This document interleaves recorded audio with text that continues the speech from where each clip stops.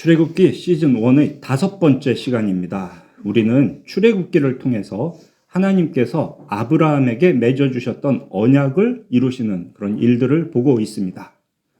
이스라엘을 내 백성 삼고 나는 이스라엘의 하나님이 되시기 위해서 여호와 하나님은 두 가지 크고 놀라운 일을 행하셨습니다.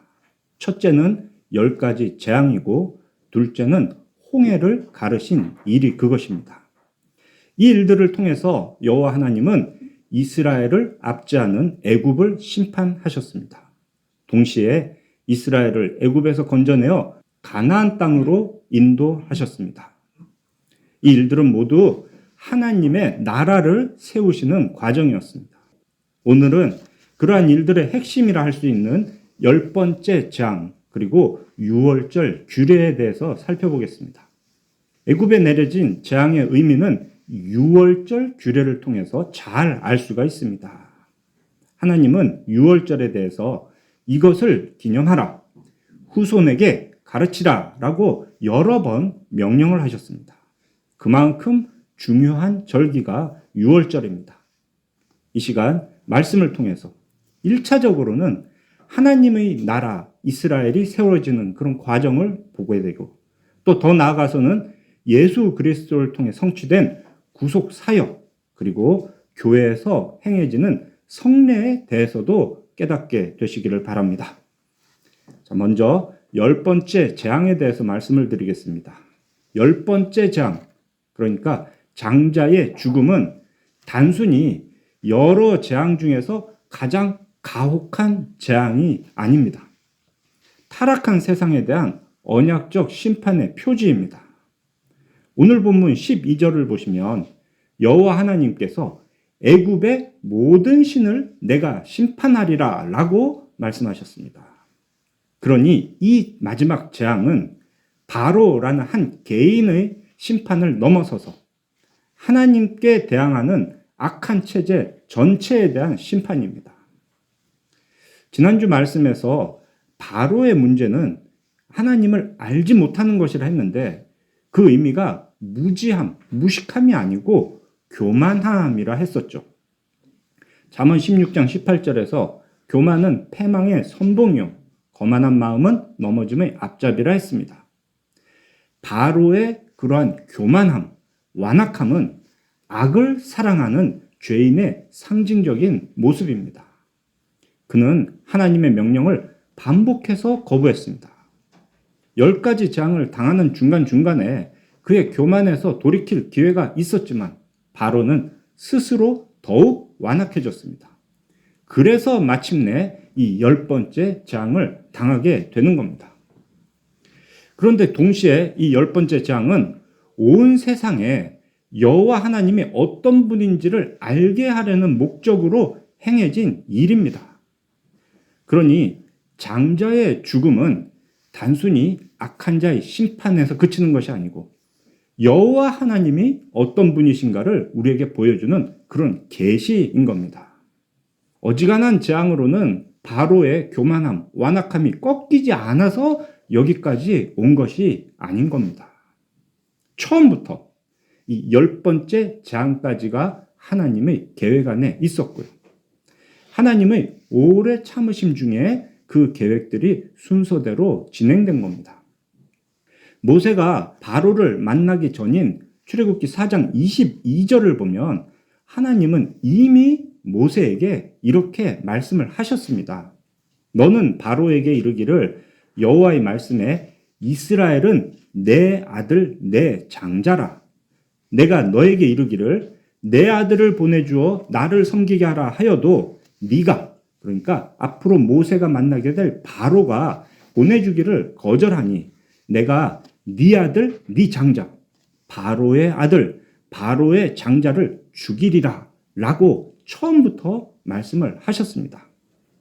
물론 모세는 이제 그 뒤로 바로를 만나자마자 단번에 이 내용들을 전달했던 건 아니었죠.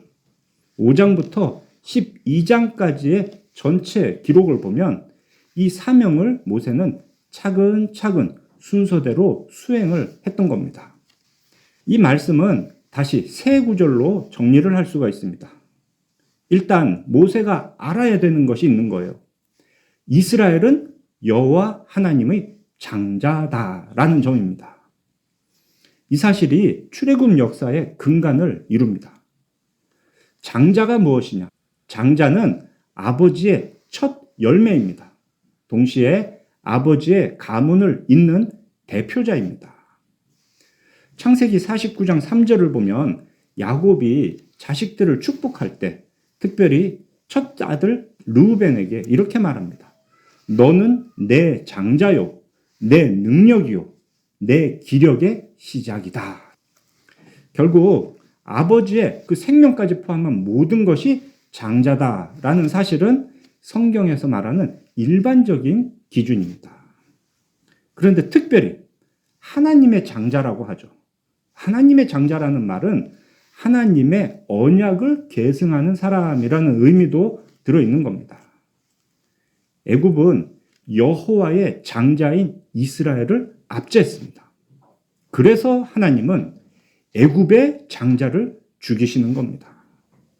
애굽의 장자를 죽이는 일이 애굽 전부를 죽이는 일과 같은 일인 거죠. 다음으로 모세는 바로에게 하나님의 아들인 이스라엘을 보내주어 하나님을 섬기게 하라라는 하나님의 명령을 전달합니다. 이게 모세의 사명이죠. 하나님의 아들이 무슨 일을 하느냐? 하나님의 아들인 이스라엘의 본질은 곧 하나님을 섬기는 존재라는 겁니다. 그래서 이후에 이제 출애굽기 19장 6절을 보면 애굽에서 나온 이스라엘 백성에게 하나님께서 이렇게 말씀하시죠. 너희가 내게 대하여 제사장 나라가 되며 거룩한 백성이 되리라. 이것이 하나님의 뜻인데 바로는 그 명령을 거절했습니다. 결국 재앙은 시작되었고 그 재앙은 마지막 10번째 장자의 죽음으로 끝이 나는 겁니다. 이 사장의 말씀을 다시 정리하면 첫째, 이스라엘은 하나님의 장자다. 둘째, 이스라엘을 보내주어 하나님을 섬기게 하라. 셋째, 거절하면 네 장자를 죽이겠다. 원래 이 10가지 재앙은 이 말씀으로부터 시작을 했던 겁니다. 이러한 하나님의 뜻이 이루어지는 과정을 지금 우리는 보고 있었습니다. 7장부터 10장까지는 9개의 재앙이 진행되었고요. 11장에서 드디어 마지막 10번째 재앙의 경고가 주어졌습니다. 지금까지의 그 패턴, 규칙에 따르면 재앙의 경고 다음에는 바로 이어서 그냥 재앙이 내려져야 됩니다. 그런데 이 마지막 10번째 재앙은 좀 다른 방식으로 진행이 되죠. 10번째 재앙을 경고하신 하나님은 그 재앙을 실제로 내리시기 전에 먼저 유월절이라는 절기를 정하게 하십니다. 이제 12장 본문을 차근차근 보면서 그 유월절의 의미를 생각해 보겠습니다. 먼저 12장 2절부터 보세요. 이 달을 너희에게 달의 시작, 곧 해의 첫 달이 되게 하라 하셨습니다. 옛날에는 새롭게 나라가 세워지거나 왕조가 완전히 바뀌면 그에 따라서 새로운 연호를 정했습니다. 그러니까 날짜 계산을 새로운 기준으로 하는 거죠. 그러니 이처럼 새로운 달력을 정해주신 것은 새로운 나라가 공식적으로 건국되었다라는 사실을 보여주는 겁니다. 그래서 유월절은 하나님께서 통치하시고 이스라엘을 하나님의 백성으로 삼는 그런 하나님 나라의 건국을 기념하는 절기라는 의미를 갖게 됩니다. 자, 다음으로 3절과 4절을 보면 어린 양을 잡아서 먹으라라는 규례가 나오죠. 어린 양을 잡는 기준은 가족의 수에 따라 정해집니다. 그런데 여기서 특이한 것은 그 가족의 수가 만약에 적을 경우에는 이웃과 함께 먹을 수 있는 양을 계산하라는 겁니다. 이스라엘은 원래가 한 가족이었습니다. 그 조상을 보면 야곱의 12아들이라는 한 가족에서 시작한 거죠. 출애굽기 1장 1절이 이스라엘, 야곱의 그 12아들의 이름으로 시작했던 것. 그리고 야곱의 허리에서 나온 사람이 모두 70명이다 라고 말을 한 다음에 이스라엘이 생육하고 번성했다라고 기록했던 것은 이스라엘이 이처럼 원래 한 가족이었다라는 사실을 강조하는 겁니다. 하나님의 나라가 그런 거예요. 한 가족으로 이루어지는 공동체가 하나님의 나라입니다. 다음으로 5절부터 7절까지는 어린 양의 피를 집 좌우 문설주와 임방에 바르는 규례가 기록되어 있죠. 13절 말씀을 따르면 이것은 하나님 나라 백성의 대속이라는 원리를 우리에게 계시해 줍니다. 내가 그 피를 볼 때에 너희를 넘어가리니 재앙이 너희에게 내려 멸하지 아니하리라. 이것이 중요한 사실입니다. 모든 사람이 다 죄인입니다. 바로나 이스라엘이나 하나님 앞에서 완악하기는 마찬가지였습니다. 그런데 하나님은 어린 양의 피를 볼 때에 넘어가겠다라고 약속을 해주십니다. 유월이라는 한자어의 의미가 넘어간다라는 뜻이죠.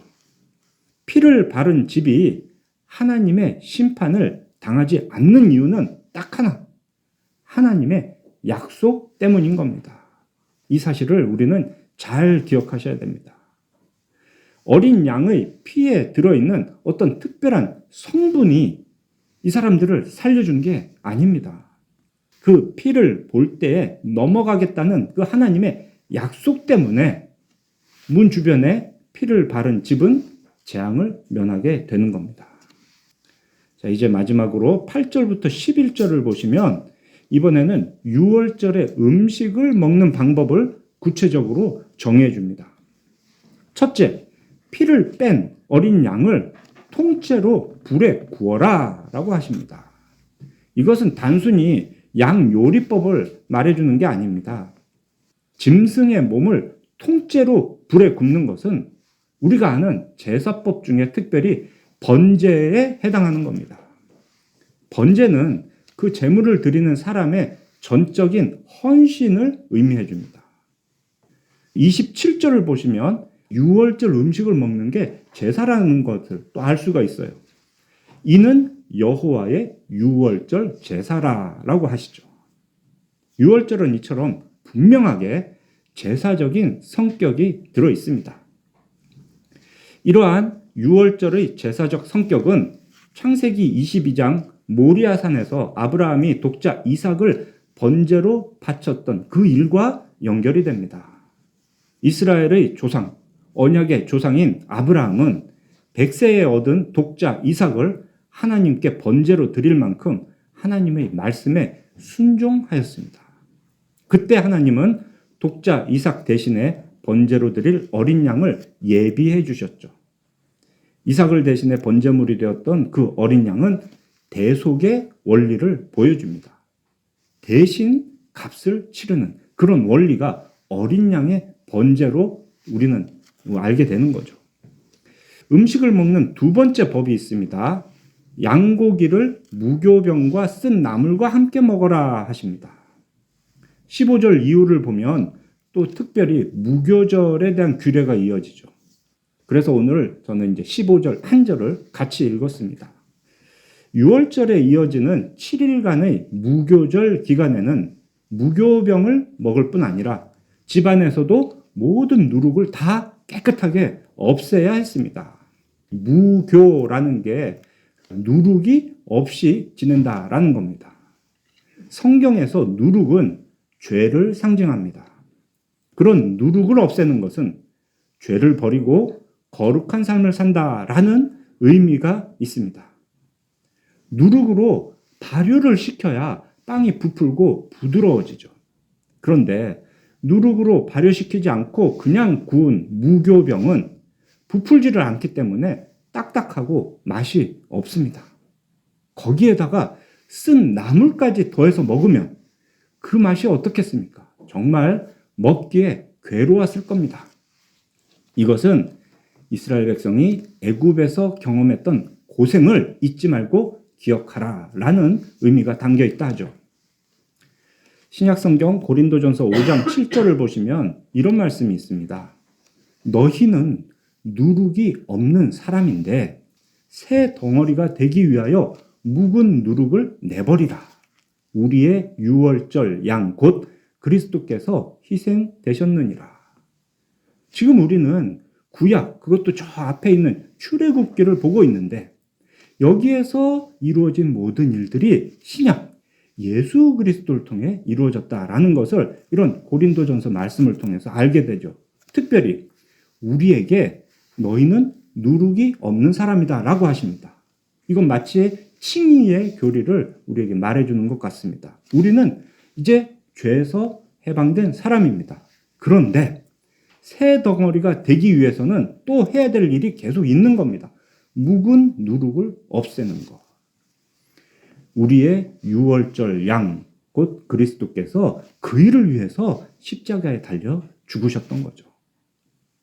그렇게 십자가에 달려 죽으심으로 우리 죄를 대속하신 예수 그리스도는 유월절 어린 양의 의미를 완성하셨습니다. 그 구원의 은혜로 의롭다 여김을 받은 우리는 계속해서 묵은 누룩, 그러니까 우리의 묵은 죄를 내버려야 합니다. 그렇게 새 덩어리, 거룩한 백성다운 삶을 살아가야 하는 거죠. 이것은 성화의 과정이라고 말할 수 있겠습니다. 자, 여기까지는 유월절 음식 자체에 대한 규례, 그리고 그 의미를 살펴본 거고요. 이제 10절과 11절을 보시면 그 음식을 먹는 방법에 대한 규례가 나옵니다. 먼저 10절을 보세요. 아침까지 남겨두지 말며 아침까지 남은 것은 다 불사르라 하십니다. 이것은 거룩하게 구별됨을 보여줍니다. 다음으로 11절.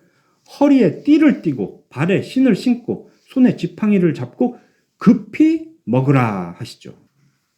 이거는 어딘가로 이제 출발할 준비를 하는 겁니다. 뛰어나갈 준비를 하는 거예요. 이렇게 출발 준비를 한 채로 음식을 급하게 먹으라 하신 것은 음식을 먹는데 그 음식을 먹은 다음에는 지체하지 말고 즉시 출발하라 라는 의미를 보여주는 겁니다. 이 규례를 가만히 보면 이건 역시 창세기 19장에 기록된 소돔의 멸망 그리고 롯의 탈출 장면을 떠올리게 합니다. 앞서 제가 아브라함이 이삭을 번제로 드린 22장 말씀을 드렸죠. 그리고 이 19장 롯의 이야기도 역시 다 아브라함의 이야기 속에 들어있는 내용입니다. 이 모든 것들은 아브라함 언약의 성취라는 것을 우린 이런 식으로 느낄 수 있는 거죠. 소돔 백성들이 롯에게 해를 끼치려 할 때 천사들이 손을 내밀어 롯을 집으로 끌어들입니다. 그리고 문을 딱 닫아요. 그랬더니 그 사람들의 눈이 어두워져서 더 이상 해를 끼치지 못한 일이 기록되어 있습니다. 또 이제 동틀 때에 천사가 소돔에서 빨리 나가라라고 롯을 재촉합니다. 그때 롯이 어떻게 했느냐? 지체하였다 합니다. 그래서 천사들이 롯과 그 아내와 그 두 딸의 손을 잡아 끌어서 성 밖으로 인도했습니다. 그게 하나님께서 자비를 베푸신 일이다라고 기록하고 있죠. 그런데 롯의 아내는 뒤를 돌아봐서 소금 기둥이 되었다라는 이야기를 우린 잘 알고 있습니다. 첫 번째 유월절에 이스라엘 백성들의 상황이 딱 그랬던 겁니다. 문설주와 임방에 어린 양의 피를 바른 집 안에 있는 사람들은 심판으로부터 보호를 받았습니다. 마치 롯이 그 집 안으로 들어가 보호를 받았던 것처럼. 그런데 그렇게 보호를 받은 후에는 가만히 퍼져 있으면 안 되는 겁니다. 서둘러서 나가야 됩니다.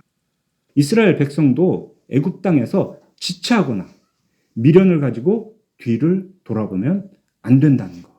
이것이 롯이 지체한 것과 롯의 아내가 뒤를 돌아보았다가 소금 기둥이 되었던 것을 생각나게 하는 거죠. 이러한 유월절은 하나님 나라라는 그런 새로운 역사의 시작을 알려줍니다. 이스라엘 공동체가 하나님 안에서 하나 되는 언약의 식사가 바로 유월절의 중심이 됩니다. 어린 양을 잡아서 그 그 피를 문설주와 임방에 바르고 통째로 불에 구운 고기를 남김없이 이웃과 함께 먹고 무교병과 쓴 나무를 먹으면서 하나님의 말씀을 되새기는 것. 이스라엘은 대대손손 이렇게 유월절 절기를 지키면서 애굽에서 건져주신 하나님의 도우심을 기억해야 되는 겁니다. 그런데 이러한 유월절에는 누가 참여할 수 있었습니까? 분명 아브라함, 이삭, 야곱의 후손인 이스라엘 민족에게 하나님은 이 유월절 절기에 대한 규례를 주셨습니다. 그런데 이 유월절에 참여할 수 있는 조건은 이스라엘 혈통이 아니었습니다. 단 하나, 누구든지 할례를 받은 사람이면 다 이 유월절에 참여할 수 있다 하셨습니다. 이 뒤에 12장 43절부터 48절까지의 말씀이 다 그걸 이야기해 주고 있습니다. 43절, 유월절 규례는 이러하니라. 이방 사람은 먹지 못할 것이지만 각 사람이 돈으로 산 종은 할례를 받은 후에 먹을 것이며 거류민과 타국 품꾼은 먹지 못하리라. 이렇게 하면 거류민, 그러니까 떠돌이와 타국의 품꾼은 유월절에 참여 못하나 보다라고 생각할 수 있는데요. 그 다음 48절 보세요. 만일 너희와 함께 거류하는 타국인이 여호와의 유월절을 지키고자 하거든 그 모든 남자는 할례를 받은 후에야 가까이 하여 지킬지니 곧 그는 본토인과 같이 될 것이나 할례 받지 못한 자는 먹지 못할 것이다. 처음에는 이스라엘만 되나 했는데 이 종도 된대요. 그러면 이제 종도 되나 했는데 이방인, 거류민, 타국인까지 다 된답니다. 어떤 조건만 지키면? 할례를 받으면. 심판을 면하고 하나님 나라의 백성이 되는 그 유월절에 참여한 조건이 딱 이것 하나입니다. 할례를 받느냐. 하나님의 사명을 받은 모세가 바로를 처음 만나러 애굽으로 돌아가는 길에 특별한 사건이 하나 있었습니다. 제가 서두에 말씀드렸던 이 출애굽기 4장, 이게 그래서 중요한데요. 거길 보면 이스라엘은 내 아들, 내 장자라 라고 말씀하신 바로 다음에 재밌는 이야기가 하나 기록되어 있죠. 24절부터 26절을 보시면 여호와께서 갑자기 숙소에서 모세를 죽이려 하셨습니다. 그때 모세의 아내 시보라가 그 아들의 포피를 베어 모세의 발에 갖다 대며 이렇게 말을 했습니다. 당신은 참으로 내게 피 남편이로다.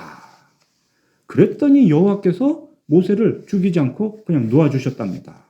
그때 시보라가 모세에게 당신은 내 피남편이다 라고 했던 것은 할례 때문이었더라 라고 분명히 기록을 하고 있습니다. 아마도 모세는 미디안 광야에서 두 아들을 낳았는데 그 두 아들에게 할례를 행하지 않았던 것 같습니다. 그런데 이제 모세에게 사명이 주어졌어요. 얼마 후면 유월절을 지켜야 합니다. 근데 이 이스라엘 민족의 지도자이고 유월절 규례를 대신 전해야 되는 모세의 아들들이 할례를 받지 않았다면 그럼 유월절에 참여 못하는 겁니다. 그러면 안 되기 때문에 그 일이 시작되기 전에 하나님께서 특별히 이런 일을 벌이신 겁니다. 이때 모세의 아내인 시브라가 참 지혜롭게 잘 처리한 것이 그 아들을 할례를 행하고 그 포피를 남편의 발 아래다 갖다 대면서 당신은 내 피남편입니다 라고 말했던 거죠. 하나님은 이것을 받아주셨습니다. 이게 꼭 필요한 일이었습니다. 25절에서 칼로 잘라낸 그 아들의 포피를 모세의 발에 갖다 대었다라고 하죠. 근데 이 표현도 아주 중요합니다. 여기서 그 피 묻은 포피를 모세의 발, 아버지의 발 앞에 갖다 대었다라고 번역된 단어는 모세오경에서 딱 2번 사용됩니다. 그중 하나가 바로 오늘 본문에 있어요. 유월절 어린 양의 피를 바르는 것입니다.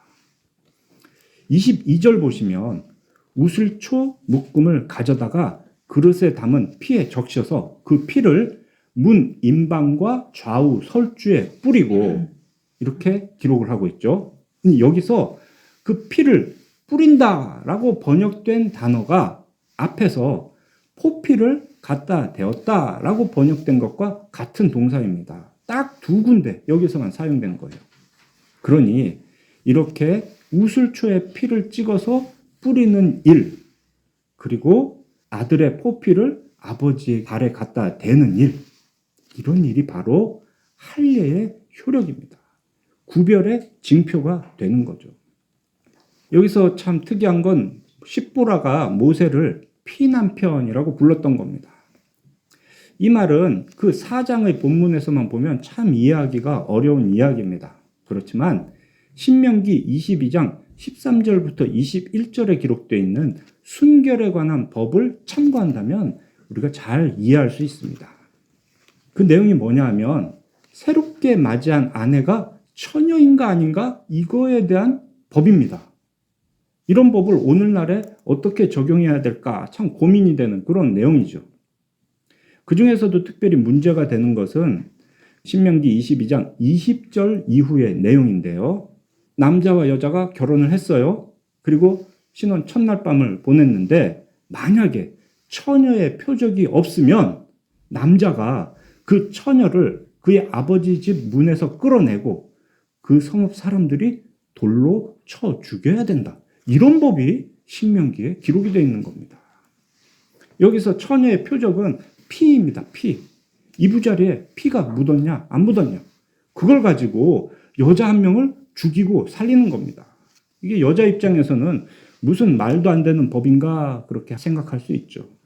그런데 여러분, 그때 만약에 신랑이 그 신부를 진정으로 사랑한다면 어떻게 해야 되겠습니까? 피가 없으면 이 여자를 돌로 쳐 죽여야 됩니다. 이게 하나님의 율법이에요. 그렇다면 여러분은 어떻게 하시겠습니까? 남편이 자기 손가락을 깨물든 자기 코를 비틀든 하여튼 자기가 피를 흘려서 그 피를 이불에 묻히면 끝나는 겁니다. 그러면 모든 문제가 해결이 됩니다. 자기 피를 흘려서 신부를 보호하는, 살리는 남편. 그런 남편이 바로 피남편입니다. 하나님이 모세를 죽이려 하셨을 때 아내 십보라는 이게 할례 때문이구나 이걸 바로 알고 즉시 그 문제를 해결했습니다. 아들에게 할례를 베풀었죠. 그렇게 모세를 살렸습니다. 그리고 그 모세를 피남편이다라고 불렀습니다. 그렇게 살아남은 모세는 모든 이스라엘의 피남편 역할을 한 겁니다.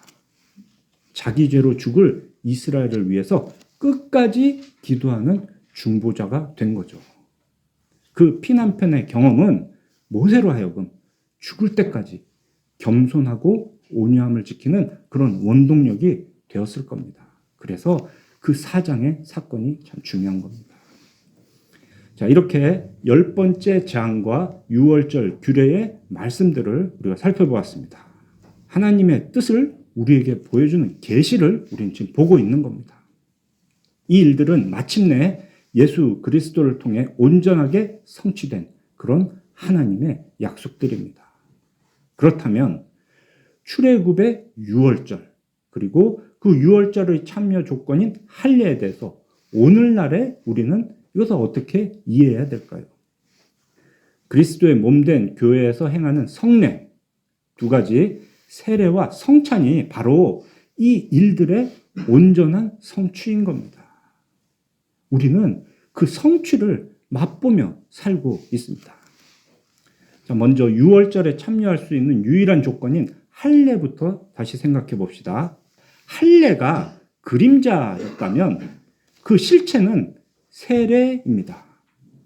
할례를 통해서 누구나 아브라함 언약 안에 포함되어서 유월절에 참여할 수 있게 되었던 것처럼 오늘날 우리는 세례를 통해서 새 언약 공동체인 교회의 정식 회원이 됩니다.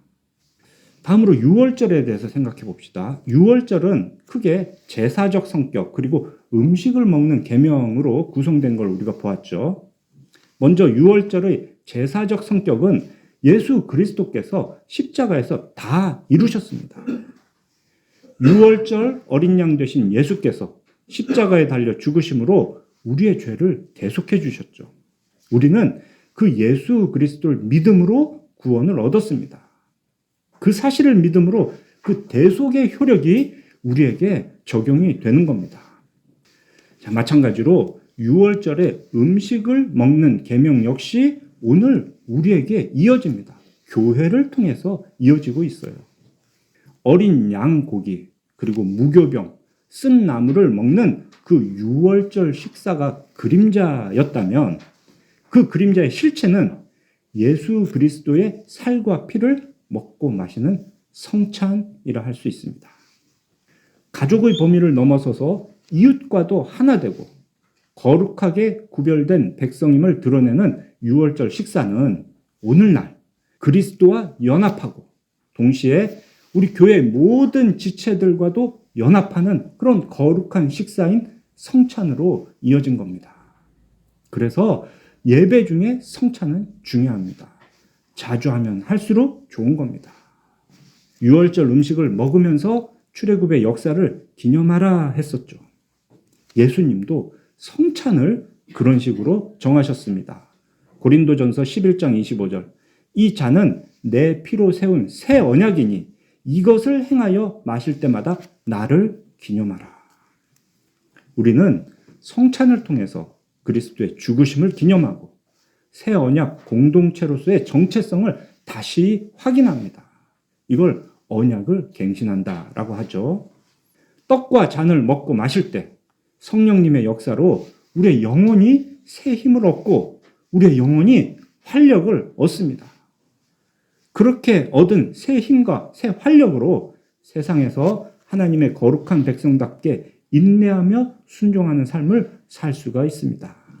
오래전의 할례와 유월절 식사는 오늘날 세례와 성찬이라는 두 개의 성례로 교회 안에서 이루어지고 있는 겁니다. 자, 마지막으로 누룩에 대한 계명도 잊지 마시기 바랍니다. 누룩이 없는 떡, 무교병을 먹어야 되는 것뿐만 아니라 집안의 모든 누룩도 없애라 하셨죠. 데살로니가 전서 5장 22절의 말씀대로 우리의 삶에서 악은 모든 모양이라도 버려야 하는 겁니다. 그러니 우리가 끝까지 싸워야 될 대상은 이 세상이 아니고 우리 자신의 죄인 겁니다. 사랑하는 우리 필그림교회 성도 여러분, 유월절과 할례에 대한 말씀을 통해서 오늘 우리가 누리고 있는 이 귀한 구원의 은혜를 깨닫게 되시기 바랍니다. 약속의 말씀 또 그림자로 보여주셨던 그 언약의 표지들을 통해 계시된 하나님을 바라보며 예수 그리스도를 통해 성취된 구원의 은혜에 감사합시다. 우리를 죄와 사망에서 구원하는 믿음은 주관적인 감정이나 느낌이 아닙니다. 완성된 계시의 말씀으로 우리는 삼위 하나님을 알 수 있습니다. 그 삼위 하나님에 대한 바른 지식, 예수 그리스도의 말씀에 대한 바른 지식이 참된 믿음의 시작이 됩니다. 그리스도의 몸된 교회에서 우리는 설교와 성례와 기도를 통해서 그 삼위 하나님의 구원의 은혜를 직접 받을 수가 있습니다. 할례의 성취인 세례를 받은 우리이니까 교회로 모여서 겸손하게 서로 사랑합시다. 유월절의 성취인 성찬을 받는 우리이니까 그에 합당한 거룩함을 이루며 살아갑시다. 무교병을 먹고 집안의 모든 누룩을 제거해야 됐던 것처럼 날마다 우리의 죄를 회개하고 계속해서 죄 짓지 않기 위해 피 흘리기까지 싸움으로 우리의 거룩함을 지켜갑시다. 그리스도께서 이미 사탄의 머리를 상하게 하시고 승리를 이루셨으니 세상 그 어떤 것도 두려워하지 맙시다. 담대하게 믿음의 길을 걸어갈 수 있습니다. 하나님의 자녀요 장자로 택하심을 받은 이 사실에 감사하며 말씀에 따라서 우리 하나님을 온전히 예배하는 은혜를 충만히 누리시기를 삼위일체 하나님의 이름으로 축원합니다.